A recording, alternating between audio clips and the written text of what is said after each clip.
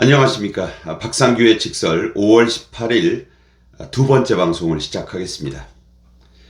대선을 16일 앞두고 오늘 첫 경제 분야 TV 토론과 여론조사 결과가 두 개 나왔습니다. 조사 방식에 따라 결과가 사뭇 다르게 나왔는데요. 이재명 대세론에 꽂힌 좌파들은 전화원 면접조사에 적극 응하고 있고, 보수 우파들은 이런 방식의 조사를 꺼린다는 전문가들의 지적이 정확하다는 사실이 입증됐습니다. 먼저 한국경제신문이 여론조사기관 입소스에 의뢰해 16일부터 17일까지 이틀간 전화 면접원 조사를 통해 18세 이상 전국 유권자 1,002명에게 물었다는 이 여론조사 결과부터 전하겠습니다. 18일 오후에 발표가 됐는데요. 여기서는 이재명이 51, 김문수 후보가 32, 이준석은 7%로 나왔습니다.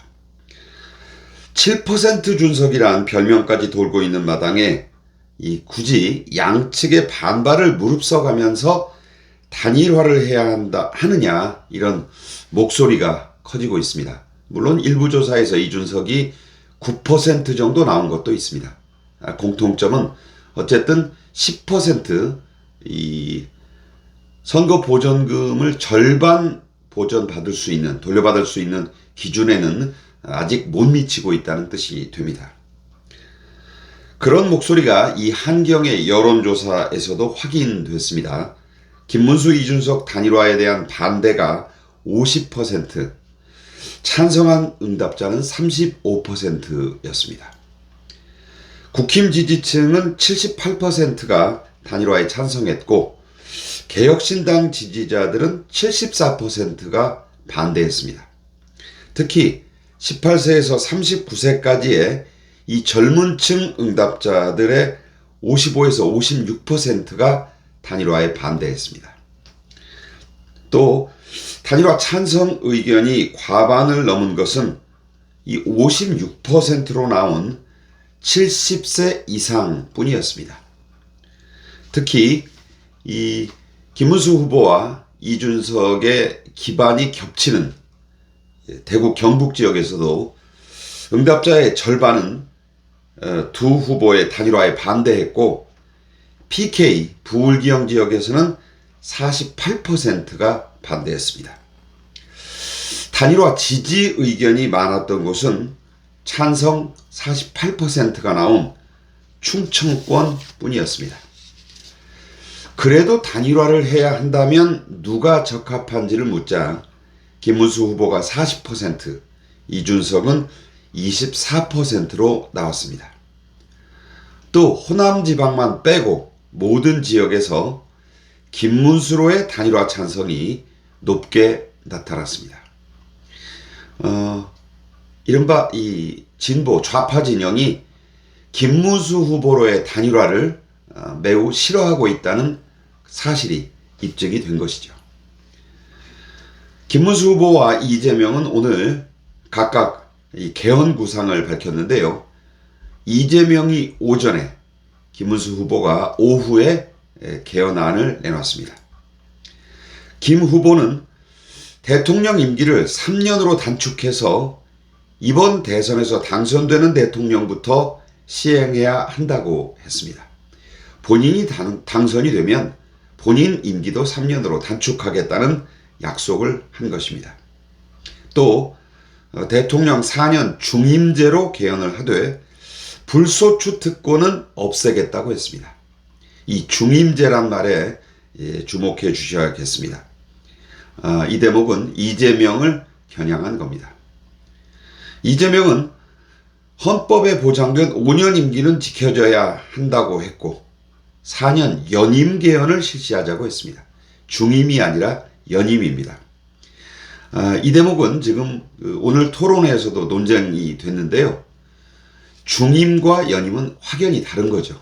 연임은 본인이 8년까지 할 수 있다는 걸 염두에 둔 구상이 됩니다. 그래서 김문수 후보 측의 또 다른 후보의 집중적인 견제를 받았습니다.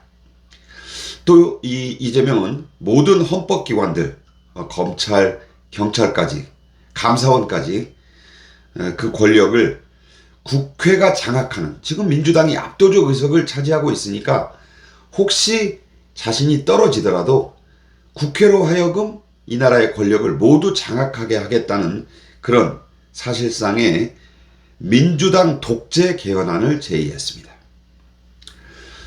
이재명의 이 개헌 구상에는 자신이 대통령에 당선이 되면 본인이 받고 있는 5개 재판을 모두 정지시키거나 아예 무효화하려는 속셈이 들어있습니다.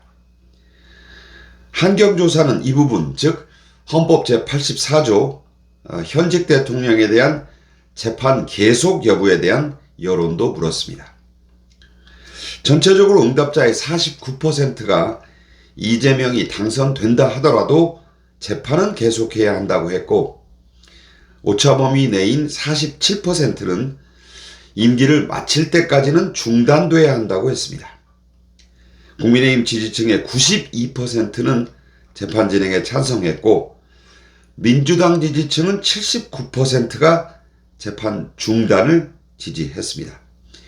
그래도 민주당 안에서 이 재판 문제에서만큼은 상당히 비판적 의견이 있다, 이런 대목이 되겠습니다. 무당층에서는 무려 57%가 재판은 계속돼야 한다고 했습니다. 한경 입소스 조사와는 사뭇 다른 여론조사 결과도 있습니다. 여론조사기관 리서치 미니 뉴데일리의 의뢰로 한경 입소스와 같은 기간에 이 유권자 2,005명을 대상으로 실시한 ARS 조사인데요.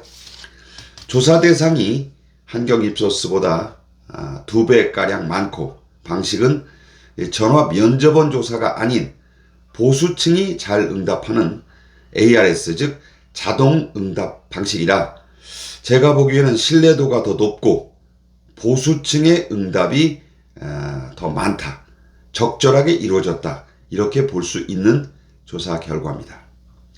이 조사의 가장 큰 특징은 김문수 후보가 적어도 서울에서는 45.8%를 얻어 39.3%에 그친 이재명을 6.5%포인트로 오차범위 밖에서 앞섰다는 겁니다. 대선전이 시작된 이후 이런 조사 결과가 나온 것은 처음입니다. 그것도 수도 서울에서. 이준석은 역시 7.6%를 서울에서 기록했습니다.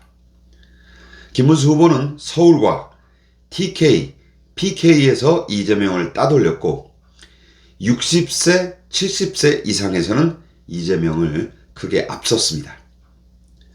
문제는 4050, 그리고 다소 뒤지는 것으로 나온 2030, 그리고 여성층이었습니다. 그리고 경기, 인천, 충청에서의 열세는 폭이 줄긴 했지만 그래도 여전히 어느 정도 벌어져 있습니다.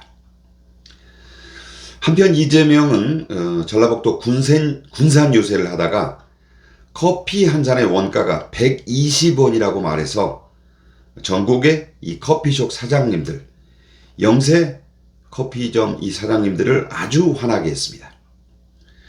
원두값이 120원이라는 것만 알고 가게세, 인건비, 세금 등은 싹 외면한 그야말로 무식한 발언인데요.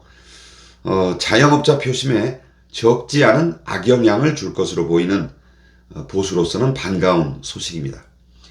오늘 첫 TV 토론에서 이 부분에 대한 김문수 후보와 이준석의 질문이 집중됐는데, 본인은 그 사실은 인정하지 않고 엉뚱한 소리를, 문맥 전체를 안 본다, 이런 얘기를 하면서 오히려 김문수 후보 측 김용태 위원장을 고발까지 했습니다.